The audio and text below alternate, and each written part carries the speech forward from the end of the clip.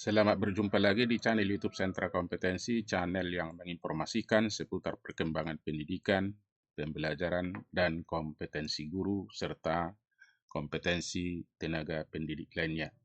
Kesempatan ini kita akan menjelaskan hal-hal yang diwawancarai pada saat visitasi akreditasi oleh asesor ke satuan pendidikan, karena masih banyak sekolah yang melakukan pertanyaan-pertanyaan yang sampai kepada kami, maka kami kira video ini dapat untuk menjelaskannya kembali. Video ini terdiri dari dua seri. Pertama, yang terkait dengan mutu lulusan dan mutu proses pembelajaran, dan yang seri kedua nanti terkait dengan mutu guru dan manajemen. Mari kita ikuti kegiatan penjelasan ini, Bapak dan Ibu. Yang terkait dengan mutu lulusan, ini langsung saja. Pertama, instrumen yang menyatakan siswa menunjukkan perilaku disiplin dan dalam berbagai situasi. Nah, yang diwawancarai di sini ada kepala sekolah atau wakil, kemudian guru, dan orang tua siswa tidak diberikan pertanyaan ini, dan juga siswa. Nah, terkait dengan kedisiplinan ini, maka yang pertama ditanyakan adalah kedisiplinan waktu. Ini akan diberikan beberapa pertanyaan yang terkait dengan kedisiplinan kehadiran siswa. Maka untuk menjawab ini tentu harus sesuai dengan dokumen yang ada. Diperhatikan kembali buku piket, berapa rata-rata per bulan, per minggu, per hari, sehingga bisa kita jawab. Artinya jawabannya memang harus bisa diukur, yang bisa meyakinkan si asesor dalam jawaban pertanyaannya. Akan lebih baik kalau bersifat kuantitatif. Nah, begitu juga kehadiran di dalam kelas, tentu ini ada di agenda guru, ini juga perlu diperhatikan, dan juga kehadiran dalam kegiatan ekstrakurikuler. Guru-guru yang mengajar, yang melakukan kegiatan ekstrakurikuler tentu punya data. Nah, data inilah yang harus disiapkan, sehingga perlu diketahui oleh kepala sekolah dan dengan guru dan semua guru, siapa saja yang dipilih oleh asesor untuk ditanyakan. Nah, kita menghindari misalnya kedisiplinan kehadiran, kepala sekolah menjawabnya 95% umpama, sedangkan guru menjawab hanya sekitar 90%. Nah, itu sudah mulai bias. Apalagi dengan siswa tentu data itu tidak tahu. Maka siswa hanya menjawab melalui apa yang mereka alami dan yang dilihat dari teman-temannya. Maka ini juga bisa diberikan informasi ini kepada siswa. Sebenarnya sekolah yang baik memberikan informasi ini juga kepada siswa ketika saat upacara, bisa juga diberikan semacam penguatan atau pujian bahwa kehadiran kita minggu ini bisa mencapai 95%. Nah, itu kira-kira sehingga terbiasa anak mendapatkan informasi yang jelas dari sekolah. Yang kedua, kedisiplinan berpakaian. Tentu ini juga akan diukur dari tata tertib yang ada. Berpakaian seragam berapa jenisnya, dan itu hari apa dipakai. Kemudian juga nanti akan berapa di catatan oleh guru piket maupun wali kelas maupun guru BK yang tidak memakai pakaian seragam yang sudah ditetapkan sekolah. Maka informasi ini juga perlu diketahui oleh kepala sekolah selaras dengan dokumen dan juga jawaban dari guru. Nah, tentu ini juga harus dipersiapkan, dan ini bukan hal yang sulit. Begitu juga siswa, data ini juga tidak tahu, maka bisa saja menjawab mereka tidak ada yang melanggar, atau bisa saja karena kekurang tahuan, bisa saja ukurannya itu disebutkan umpamanya hanya 80%. Nah, ini perlu juga diberitahu. Jadi informasi-informasi ini perlu dipelajari dengan baik. Kemudian juga yang ketiga, kepatuhan terhadap tata tertib. Tentu tata tertib di sekolah sudah ada, kemudian akan dilihat apakah tata tertib itu dilakukan di kelas, di laboratorium, di bengkel, workshop, kalau ada, di perpustakaan, terapi, UKS, BK, tempat ibadah. Ini kan di data ini bisa kita jawab ketika kita melakukan observasi atau pengamatan secara umum. Nah, ini bisa disepakati bersama, atau kalau memang data dari guru tidak ada yang melanggar ketentuan ini, berarti ini bisa mencapai 100%. Kemudian juga guru PK akan melihat kepatuhan siswa terhadap tata tertib di lapangan olahraga, halaman, taman, tempat parkir, kolam renang. Ini semuanya berdasarkan pengamatan. Jadi poin nomor 1 sebenarnya tidak sulit, dan ini bisa dijawab asalkan dokumen pendukungnya ada dan selaras dengan jawaban dari pihak yang ditanya, yaitu wakil kepala sekolah, guru, dan siswa. Ini yang perlu diperhatikan. Jadi perlu ada penyamaan persepsi. Kemudian instrumen yang kedua, siswa menunjukkan perilaku religius dan aktivitas di sekolah. Ada kata kuncinya, perilaku religius, kemudian aktivitas sekolah. Tentu aktivitas sekolah itu sudah banyak di sekolah, sedangkan perilaku religius berkaitan dengan perilaku keagamaan. Nah, ini pertanyaan, bisa saja pertanyaannya kepada guru yang paling mengetahui bagaimana Bapak Ibu membuka pelajaran umpama. Nah, ini kan harus jangan sampai lupa bahwa memang di kelas semua guru selalu atau membiasakan bahwa peserta didik kita diawali dengan doa dan juga diakhiri dengan doa. Kemudian mengucapkan kebiasaan salam, ini juga merupakan pembiasaan, ini bisa dari pengamatan, dan ini sangat murni kalau ini jawaban daripada siswa nanti. Jadi perlu sebenarnya pembiasaan yang keseharian itu, sehingga dalam menjawab ini tidak perlu hitung-hitungan, tetapi apa yang dilihat, apa yang dirasakan, apa yang disaksikan oleh siswa dan juga guru terhadap kondisi ini.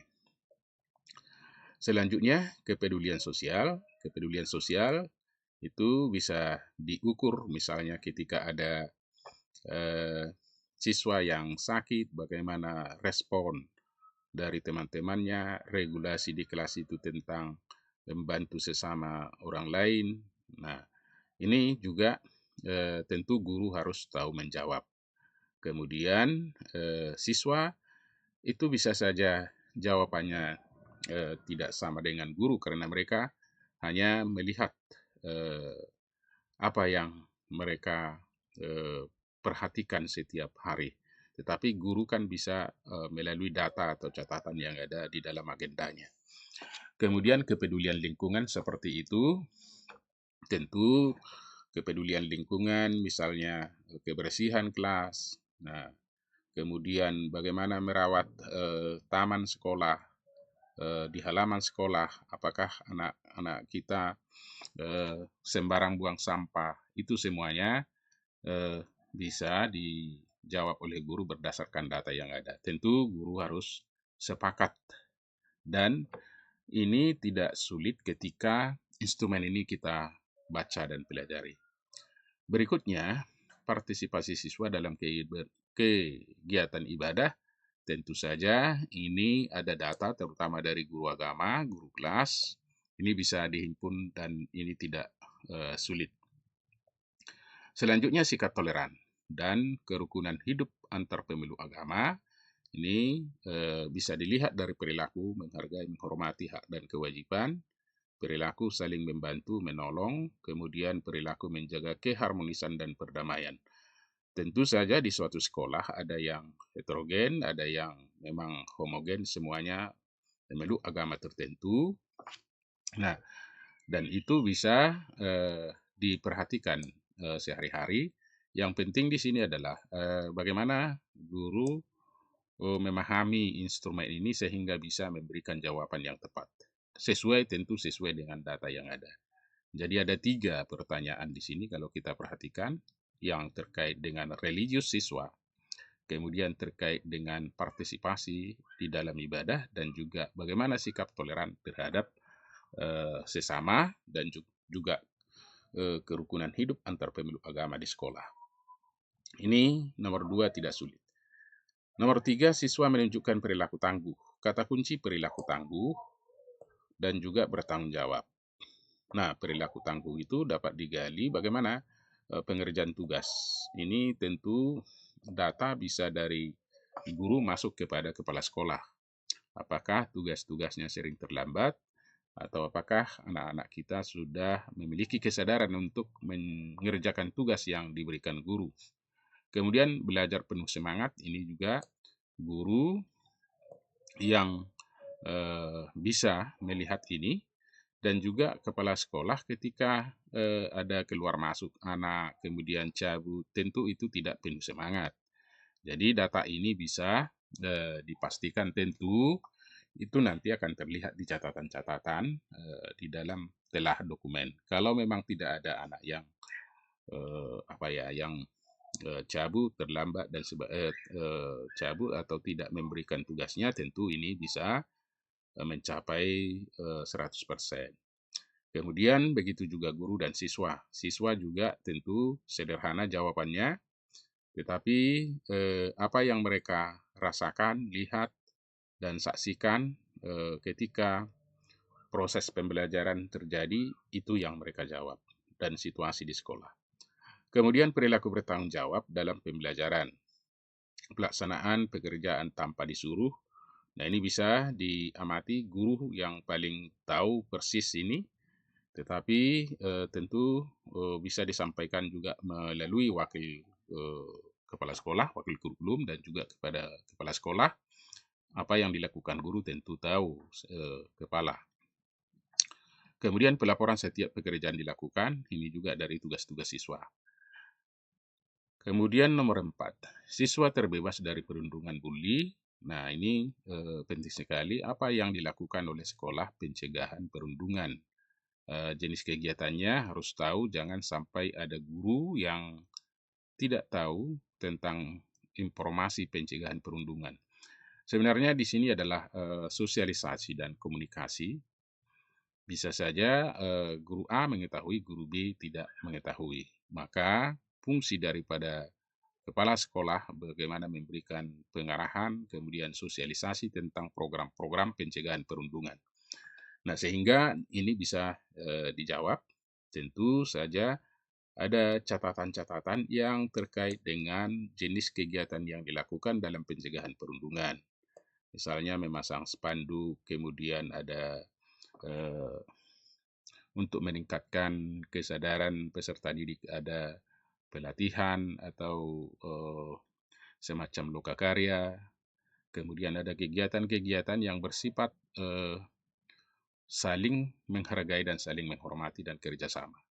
Kemudian inilah partisipasi siswa apa di sana. Tentu itu sekolah yang memikirkan kira-kira apa partisipasi siswa, apakah ada misalnya ada duta keamanan di sekolah yang mereka juga ikut serta mencegah perundungan, atau ada juga aturan-aturan yang ada di sekolah, tentu saja itu pasti ada.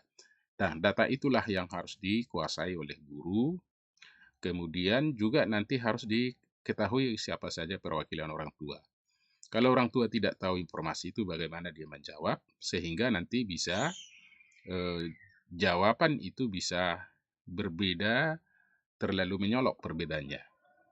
Kita berharap jawaban-jawaban itu adalah memiliki tingkat signifikan yang hampir sama. Kemudian jenis perundungan yang dilakukan atau dialami siswa dapat digali dari perundungan fisik. Nah, ini tentu kalau ada catatan-catatan, ini nanti bisa dijelaskan. Nah, ini juga sama dengan poin nomor 1. Kemudian yang ketiga, penanganan perundungan di sekolah dapat digali bentuk pembinaan. Tentu ini harus ada bentuk pembinaan, maka harus didukung oleh dokumen. Kemudian jenis sanksi juga harus didukung oleh dokumen. Maka itu nanti yang kita jelaskan. Kemudian bagaimana langkah-langkah pelaksanaan itu nanti akan ditanyakan. Misalnya jenis sanksi yang diberikan oleh sekolah ketika anak umpamanya ada membuli temannya. Bagaimana ini jawaban ini harus selaras antara unsur pimpinan dan juga guru, begitu juga siswa. Yang kelima, siswa menunjukkan keterampilan berkomunikasi sesuai karakteristik keterampilan abad 21, salah satunya adalah komunikasi. Maka ini keterampilan komunikasi dapat digali. Nah, kita lihat dulu yang diwawancara ini tetap kepala sekolah, wakil kepala sekolah, dan guru, kemudian siswa. Nah, maka yang ditanyakan di sini keterampilan bertanya dan menjawab peserta didik ketika ada kegiatan berkomunikasi, terutama di dalam proses pembelajaran. Kemudian keterampilan mengemukakan pendapat, keterampilan melakukan presentasi, keterampilan memaparkan TK. Ini sasarannya adalah ke guru sebenarnya paling utama sekali ya, karena dia mengetahui data, tetapi juga kepala sekolah tentu saja ya, karena apa yang dilakukan guru pasti tahulah kepala sekolah. Dan juga jawaban siswa ini sangat sekali bersih, polos. Apa yang mereka rasakan, mereka lihat, mereka saksikan, tentu itulah yang mereka jawab. Maka ini juga bisa dilatihkan bagaimana peserta didik ikut juga memaparkan TIK, kemudian mereka presentasi di dalam proses pembelajaran, mengkomunikasikan hasil kerjanya, kemudian mereka diberi kesempatan mengemukakan pendapat, bertanya dan berjawab, tentu ini melalui diskusi dalam pembelajaran. Ini juga tidak sulit, tetapi harus dipahami ruang lingkup pertanyaan ini. Kemudian keterampilan berkomunikasi yang efektif secara tulis dalam pembelajaran kegiatan ekstrakurikuler ini nanti akan dilihat dari tugas-tugas siswa yang membuat kalimat efektif, paragraf, karya tulis lainnya, maupun ya itu di dalam tulisan maupun di media elektronik. Ini dipahami. Jadi untuk bisa menjawab pertanyaan ini, yang diwawancarai kepala sekolah dan guru dan siswa perlu membaca instrumen ini dengan baik-baik, kemudian menyamakan persepsi. Selanjutnya, siswa menunjukkan keterampilan berkolaborasi sesuai dengan karakteristik keterampilan abad 21. Kata kunci berkolaborasi berarti bekerja sama, akan dilihat nanti kerjasama ketika melakukan tugas baik di dalam proses pembelajaran maupun di dalam ekstrakurikuler. Apakah ada presentasi kelompok, kemudian apakah ada kerjasama siswa dalam berbagai sumber daya belajar. Kalau apakah ada presentasi kelompok, tentu saja harus ada bukti otentik yang dinyatakan bahwa anak ini pernah mempresentasikan secara kelompok. Tentu ada tugas kelompok, dan itu yang dipresentasikan bisa dibuat dalam bentuk PTT atau dalam tugas-tugas bentuk lain. Kemudian kegiatan begitu juga di dalam kegiatan ekstrakurikuler, kegiatan-kegiatan yang bersifat kerjasama, apakah itu di dalam ketika rapat OSIS, kemudian kegiatan pramukaan, dan lain-lain. Nah, ini juga tidak sulit wawancaranya. Kemudian kegiatan bersama di luar sekolah, bisa partisipasi kolaborasi siswa. Ini misalnya ada kegiatan-kegiatan di luar sekolah yang diundang pihak lain, atau sekolah juga bisa membawa kegiatan itu atau dilakukan di luar sekolah. Misalnya ke pramukaan itu bisa di luar sekolah. Kemudian kegiatan-kegiatan pertandingan, kemudian ada misalnya diselenggarakan lembaga lain, ada peserta dari sekolah sehingga ada terlihat kerjasama. Ini yang diinformasikan. eh, Maka yang paling penting di sini adalah memahami apa yang ditanyakan. Kalau ini sudah berulang-ulang kita baca, tahu kita semua menjawab ini, tentu diingatkan lagi harus sesuai dengan didukung oleh dokumen. Kemudian yang ketujuh, siswa menunjukkan keterampilan berpikir kritis. Berpikir kritis, ini kata kuncinya, sebagai karakteristik abad 21. Ini bisa dilihat nanti keterampilan siswa dalam mengidentifikasi masalah. Ini mengidentifikasi masalah, mengenali masalah, tentu tugas-tugas yang diberikan oleh guru. Model pembelajaran problem-based learning atau model pembelajaran lain yang memberi kesempatan kepada siswa mengidentifikasi masalah. Kemudian keterampilan siswa menggali masalah, tentu setelah dikenali, dianalisis ya atau diuraikan masalah tersebut. Kemudian mereka juga terampil untuk memecahkan masalah. Ini bisa dilihat dari penugasan, bisa ketika saat proses pembelajaran, maka guru harus bisa memberikan contoh. Contohnya seperti apa? Guru ketika ini disebut siswa dapat mengidentifikasi masalah. Model pembelajaran yang digunakan seperti apa? Kemudian hasil karya berprestasi yang terkait keterampilan berpikir kritis. Nah, hasil karya yang menunjukkan keterampilan dalam mengidentifikasi masalah, hasil karya yang menunjukkan keterampilan menganalisis masalah, dan juga hasil karya yang menunjukkan keterampilan memecahkan masalah. Tentu ini bisa berupa penugasan proyek, kemudian bisa karya-karya siswa dalam bentuk karya tulis, bisa juga dalam bentuk produk. Ini yang dimaksudkan. Kemudian yang kedelapan, siswa menunjukkan keterampilan kreativitas dan inovasi sesuai dengan karakteristik abad 21. Kata kuncinya kreativitas, hampir mencipta ya dan inovasi. Kalau ini bisa dilihat dari definisi apa yang dimaksud di sini kreativitas ya. Keterampilan ini yang menunjukkan kreativitas dan inovasi melalui proses pembelajaran. Keterampilan siswa mengemukakan gagasan baru ini. Nah, ini ditanyakan guru, berapa persen anak-anak ini yang bisa memberikan ide di dalam proses pembelajaran. Atau misalnya contohnya seperti apa, itu harus diketahui oleh guru. Keterampilan siswa menganalisis, menguraikan, memecahkan masalah ya. Kemudian bagaimana mereka mengembangkan gagasan konsep yang sudah ada. Keterampilan menerapkan gagasan yang konsep ke konsep baru. Nah, ini kata kuncinya pemahaman kita terhadap pertanyaan ini, karena pertanyaan bisa juga sangat bisa beragam, dan itu bisa pertanyaan tertutup dan bisa terbuka. Ini sebenarnya untuk menguatkan juga apa yang kita tulis di dalam yang sudah ada di dalam dokumen. Maka perlu sekali penyamaan persepsi tentang ini. Kemudian hasil karya siswa yang menunjukkan keterampilan kreatif inovatif melalui proses pembelajaran dapat digali mengemukakan gagasan atau konsep baru, kemudian keterampilan menganalisis, kemudian keterampilan mengembangkan gagasan konsep baru, keterampilan siswa menerapkan gagasan ke konsep baru. Nah, ini kalau kita menjawab ini tentu kita juga bisa memberikan contohnya. Contohnya seperti apa siswa yang memiliki keterampilan siswa mengemukakan gagasan atau konsep baru di dalam proses pembelajaran. Kemudian yang kesembilan, siswa menunjukkan kemampuan mengekspresikan diri dan berkreasi, kata kuncinya mengekspresikan diri dan berkreasi dalam kegiatan pengembangan minat dan bakat.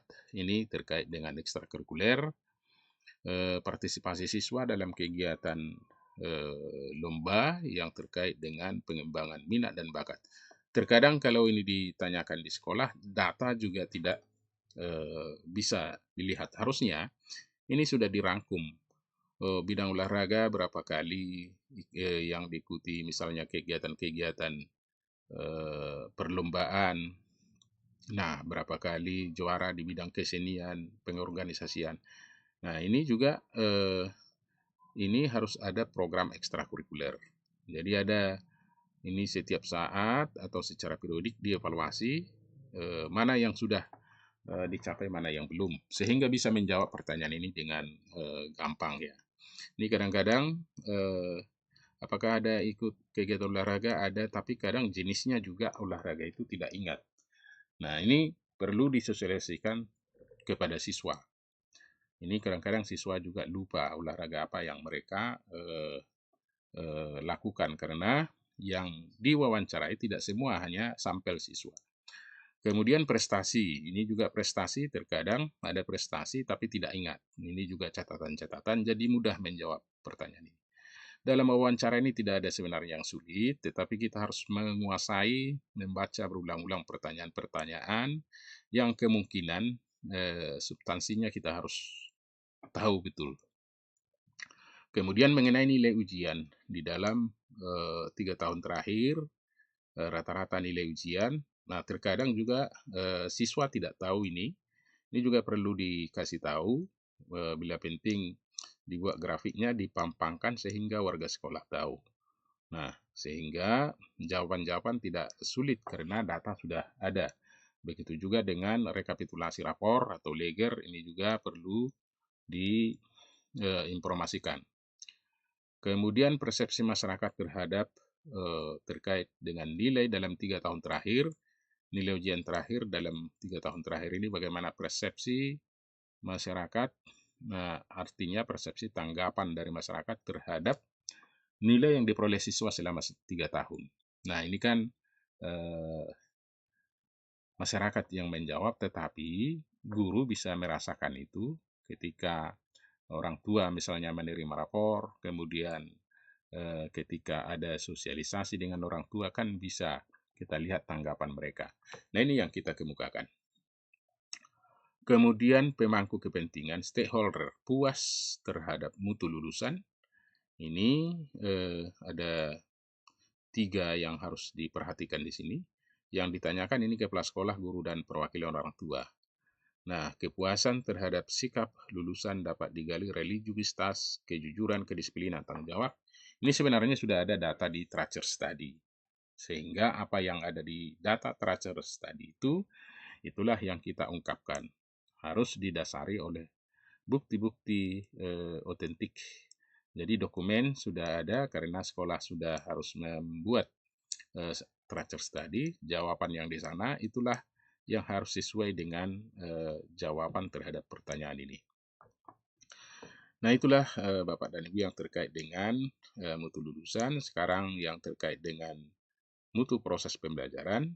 Proses pembelajaran berlangsung secara efektif dengan melibatkan seluruh siswa, dengan mengembangkan keterampilan berpikir tingkat tinggi sehingga terjadi proses pembelajaran yang efektif sesuai dengan tujuan pembelajaran pada satuan pendidikan. Yang diwawancarai kepala sekolah, guru, dan siswa. Kemudian substansi yang ditanyakan, apakah guru melakukan pemberian kesempatan kepada siswa untuk bertanya, untuk menjawab, kemudian untuk mengerjakan tugas, untuk mengkomunikasikan. Tentu kepala sekolah harus tahu karena kepala sekolah juga melakukan supervisi sehingga bisa menjawab pertanyaan ini. Tetapi guru juga harus memiliki data-data tentang ini. Nah, berapa orang, misalnya ada 20 orang, berapa orang anak yang aktif di sana bertanya. Nah, kadang-kadang pertanyaan bisa mengarah juga ke situ untuk memastikan apakah benar guru memberikan kesempatan kepada siswa bertanya. Nah, kalau siswa dia sangat polos sekali, apa yang mereka alami itu yang dijawab. Ke siswa yang perlu mereka ketahui terhadap pertanyaan ini bisa diberikan supaya mereka pelajari. Kemudian pengembangan keterampilan berpikir tingkat tinggi, pemberian kesempatan kepada siswa untuk menganalisis. Nah, ini ada kata-kata kerja operasional, menganalisis, kemudian mensintesis, kemudian menilai. Ini 3 taksonomi Bloom, revisi Anderson yang tertinggi ya. Menganalisis, mensintesis, menilai. Nah, ini bisa tentu guru yang bisa menjawab ini dan kepala sekolah, karena siswa kadang-kadang mereka tidak tahu apa yang menganalisis ini. Jadi nanti pertanyaan lebih sederhana diberikan kepada siswa. Perlu diingatkan dalam bertanya ini antara kepala sekolah pisah dengan guru dan juga pisah dengan siswa. Tidak disamakan sehingga nanti bisa di cross check jawaban-jawaban itu apakah ada korelasinya kuat atau memang bias betul ya. Nah, tentu siswa juga tahu kalau memang guru pernah memberikan mereka memecahkan masalah, menguraikan masalah, dan juga memberikan kesimpulan terhadap sebuah informasi. Nah, itu yang dijawab. Kemudian yang ketiga, pelaksanaan pembelajaran melalui pengalaman konkret, pemberian kesempatan kepada siswa melakukan praktik ini, kemudian melakukan praktik ini kalau ditelusuri, apakah guru punya jadwal praktik apa saja yang pernah diberikan. Tentu semua mata pelajaran, kalau di K13 ada keterampilannya. Kemudian pemberikan kesempatan untuk menggunakan media pembelajaran, media apa saja yang pernah mereka manfaatkan. Kemudian menyajikan materi bermakna, dapat dilihat keterampilan materi dipelajari dengan kehidupan siswa, contoh-contoh yang membuat lebih paham terhadap materi. Apakah guru memberikan pembelajaran itu mengaitkan dengan konteks kehidupan siswa sehari-hari dalam lingkungan rumahnya, masyarakat, kemudian di sekolah gitu ya. Kepala sekolah pasti punya data melalui supervisi. Guru juga karena mereka yang melakukan, siswa tentu apa yang dirasakan. Dampak strategi terhadap dampaknya, apakah memang guru harus punya data sebenarnya? Apakah dengan demikian ada peningkatan kemajuan kognitif siswa, kemudian sikap mereka bagaimana, keterampilannya bagaimana, ini bisa dijawab dengan gamblang kalau memang kita diikuti dengan data-data yang ada. Kemudian penilaian proses dan hasil belajar digunakan sebagai dasar untuk perbaikan. Betulkah guru menggunakan penilaian itu untuk perbaikan hasil proses pembelajaran? Nah, ini nanti ditanyakan apakah guru memberikan teknik penilaian itu misalnya lebih dari satu, tertulis, tes lisan. Ini harus didukung oleh data. Kemudian kalau bisa saja si asesor kira-kira seperti mana contohnya harus bisa ditunjukkan. Maka karena ini misalnya uji kerja ini juga guru menjawab bahwa uji kerja itu pernah dilakukan, langkah-langkahnya seperti apa, guru juga harus tahu. Nah, tentu juga kepala sekolah melalui supervisi punya data.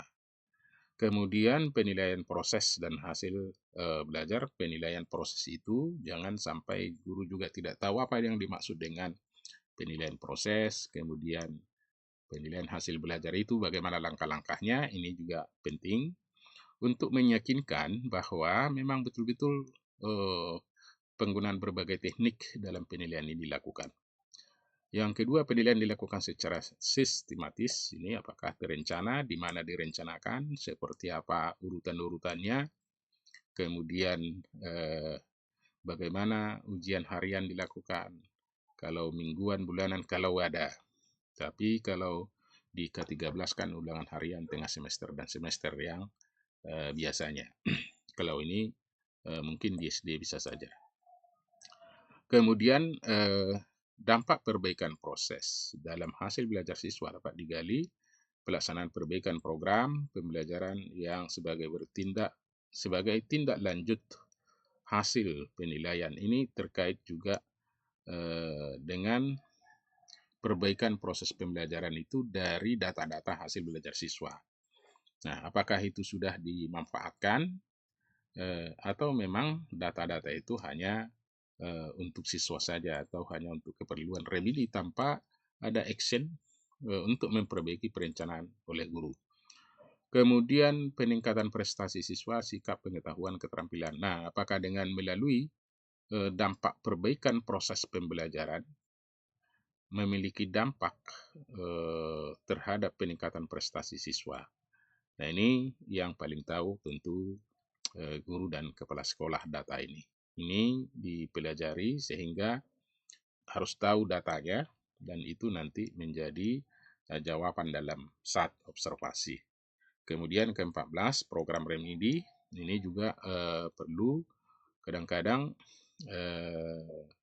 yang ditanya terhadap guru langkah-langkah remedi yang dilakukan ini dan juga konsep remedi yang benar itu seperti apa. Ini harus tahu bagaimana seseorang bisa melakukan dengan baik tanpa mengetahui konsepnya. Jadi konsep remedi seperti apa, langkah-langkahnya seperti apa, tindakan yang diberikan seperti apa. Ini perlu dipelajari oleh guru. Tentu siswa ya menerima saja apa yang mereka rasakan itu jawabannya. Kemudian analisis guru tentang capaian kompetensi masing-masing siswa berdasarkan ini tentu analisis hasil belajar, dokumennya mungkin sudah ada dokumen, tetapi kita harus menjawab bagaimana mengisi itu dan melakukan analisis itu. Kemudian pelaksanaan remedi, strategi apakah ada tindakan-tindakan perbaikan, metode-metode yang lebih baik dari metode yang sebelumnya. Nah, ini juga ditanyakan bagaimana proses remedi itu dilakukan. Kemudian manfaat yang dirasakan siswa, apakah itu perbaikan diri dalam proses pembelajaran, kemudian adanya peningkatan kompetensi pengetahuan. Ini juga ada catatan dari guru, itu yang dijawab. Kalau siswa ditanyakan, tentu apa yang mereka rasakan.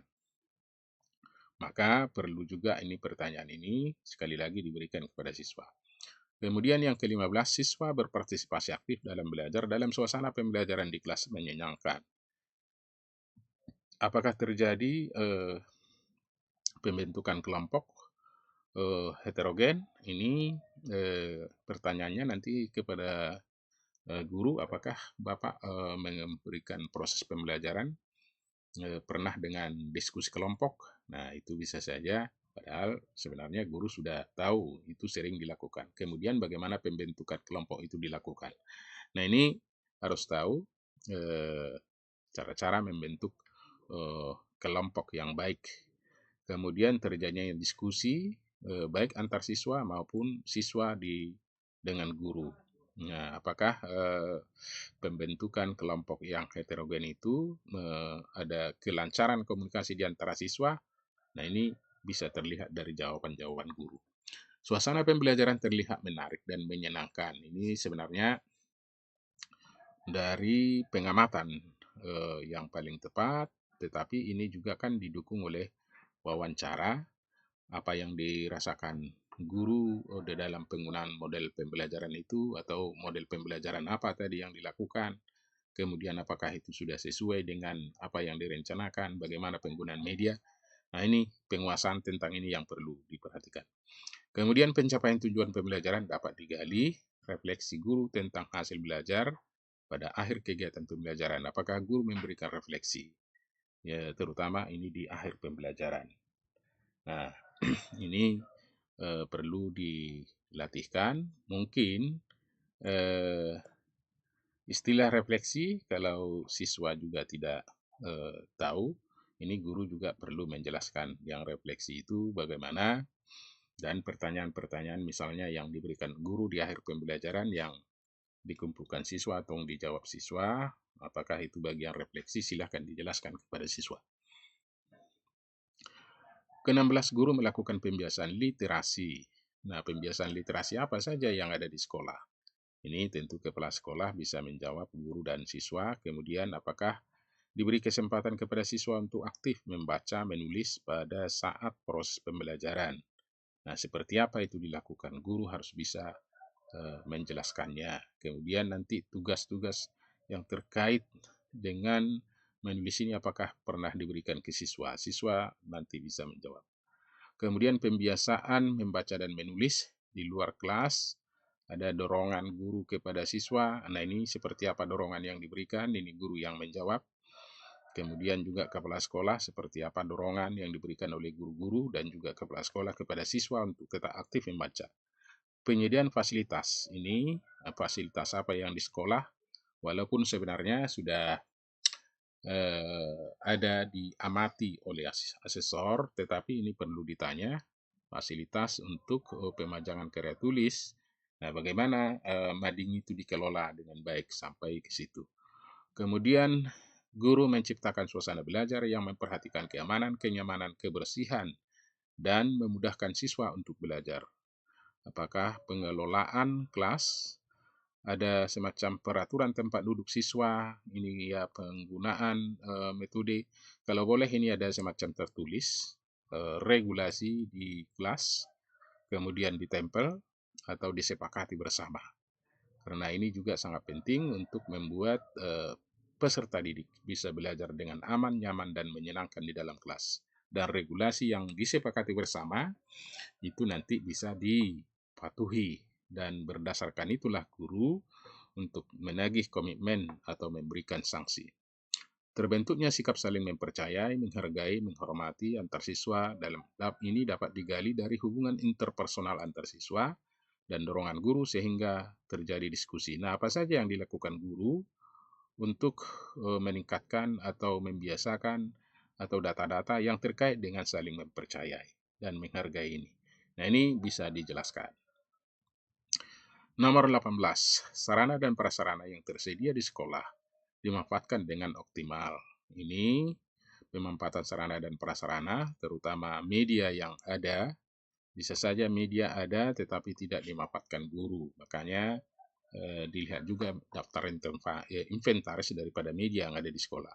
Penggunaan strategi pembelajaran yang memanfaatkan sarana dan prasarana yang tersedia sebagai media, kemudian penggunaan sarana dan prasarana yang tersedia sebagai media dan sumber belajar. Nah, ini ditanyakan apa saja media, sarana prasarana yang digunakan oleh guru yang dimanfaatkan untuk media dan sumber belajar. Nah, guru pasti tahu, tetapi kalau tidak dibaca pertanyaan ini tentu tidak bisa dia membedakan apakah itu sarana, prasarana, sehingga ini perlu dipelajari. Kemudian dampak yang dirasakan, dampaknya tentu ada catatan dari guru dan itu bisa dirasakan guru dan itu yang diberikan jawabannya. Demikian Bapak dan Ibu yang terkait dengan wawancara, mutu lulusan, dan mutu proses pembelajaran.